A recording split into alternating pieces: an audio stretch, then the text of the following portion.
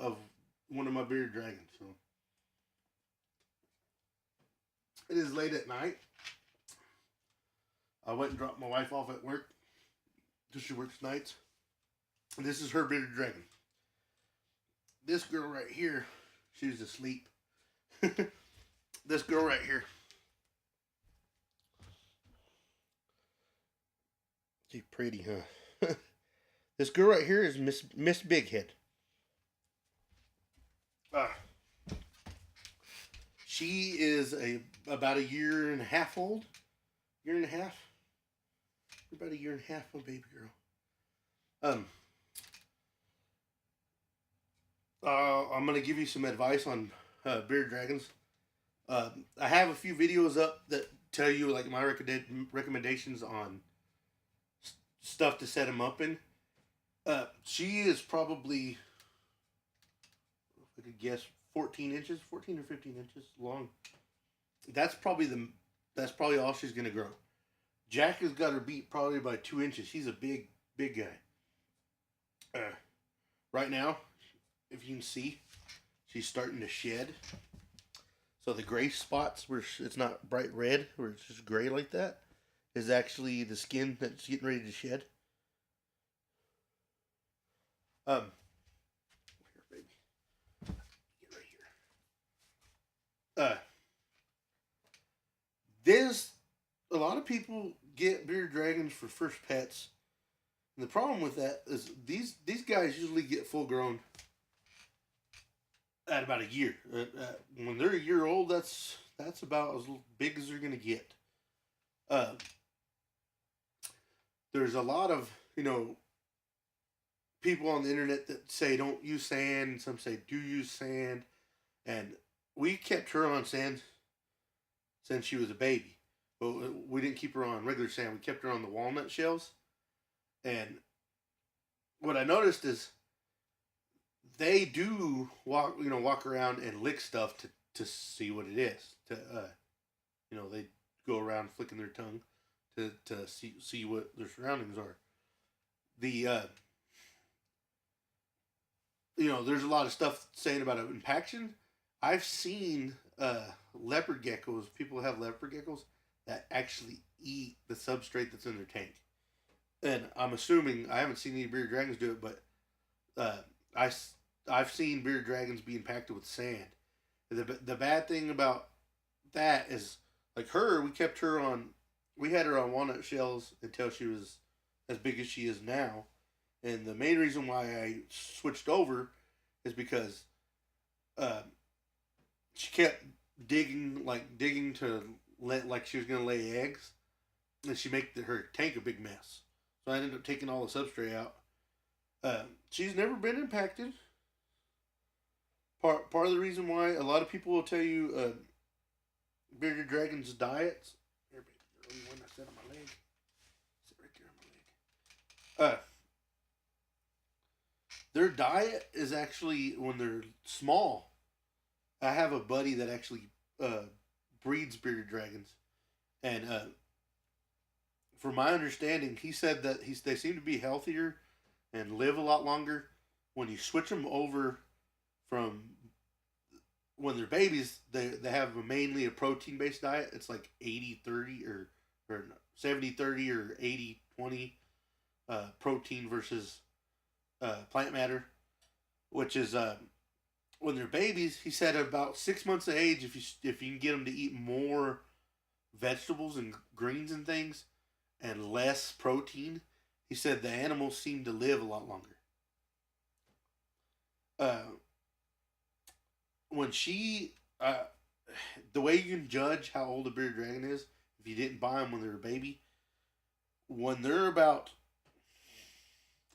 6 or 7 inches from head to tail, they're probably around 4 or 5 months old, around 6 months.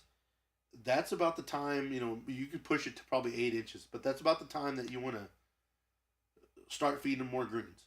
You always want to put greens in their tank. The reason for that is because if you can get them eating greens when they're a baby, then you won't have any problems getting them to eat greens whenever they're an adult.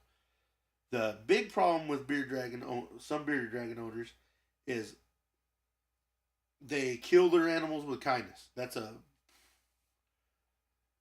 big no-no. It's like your dog wanting a piece of chocolate, and you saying, "Oh well, the dog really wants a piece of chocolate," and you give it a piece of chocolate, and chocolate's toxic to dogs. Uh, what are you doing? Are you mad, or are you just doing that to get warm?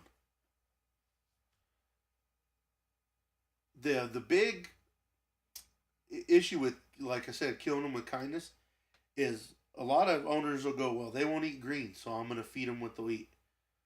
The problem with when they get older, this is what happens to bearded dragons. When they start getting older, a bunch of lizards are like this. The main thing for a bearded dragon to digest its food and everything is its light. You have to keep them the temperature up in their tank. You have to make sure they got UVB. The best way out there to get them the proper amount of UVB, because they will they want to bask in the basking spot all the time. You know, if they get too hot, they'll regulate their heat. They'll open their mouth up, and that regulates their heat, just like a dog. They have no way of sweating. That's how they regulate their temperature. They The big thing about that is the best way to get UVB and heat to them is to buy a mercury vapor bulb. Power Sun makes one, or I think Zoomed makes one. The Power Suns, and I think Exoterra, I think, makes one called the Sun, Solar Sun, or something like that. Uh, there's another company that makes them that they last longer. I can't remember what it is. I want to say it's Dr. Foster's or something. Uh, what a lot of lizard owners will do is you can do this. You buy the like the T10 bulbs or the T8 bulbs, the fluorescent fixture lights. You buy the Zoomed ones, and they'll be rated at 5.0 or 10.0 UVB output. I always try to go with the 10.0 bulbs. It's higher UVB output, especially if you're going to put them on top of a screen. This is where it gets crazy. Uh, Her tank right now, because if you have a tall tank, their basking spot on a Power Sun bulb is supposed to be 8 to 10 inches away from the bulb.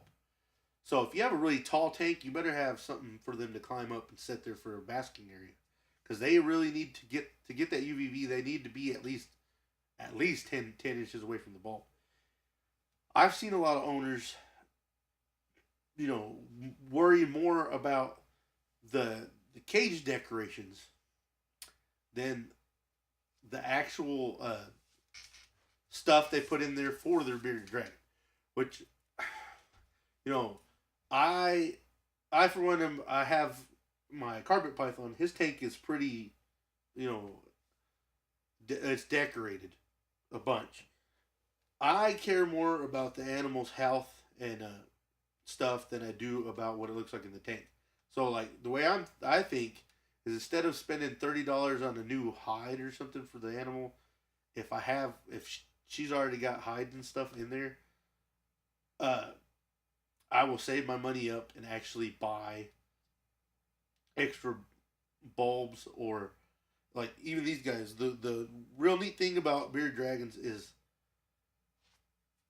where they're from, like in Australia. It's kind of like here in New Mexico. In the daytime, it can get 100 degrees. At nighttime, it can get as low. Over here, it gets as low as 18 in the winter. But the neat thing about bearded dragons is they can get cold in the winter. Well, they can get cold in general, all the way down to the low 60s, and it won't hurt them none. And they'll be real calm, kind of like what she's doing right now. I don't think she's that cold. Uh,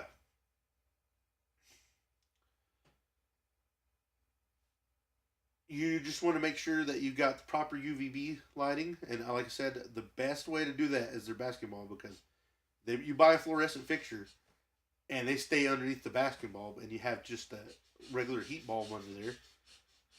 They're not getting any of that UVB. because they're staying under the basking spot.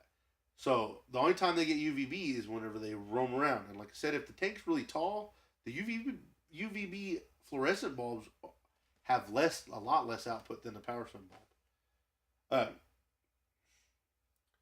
I've noticed that a lot of people give their bearded dragons baths, and we do too. I usually give her a bath to aid with shedding.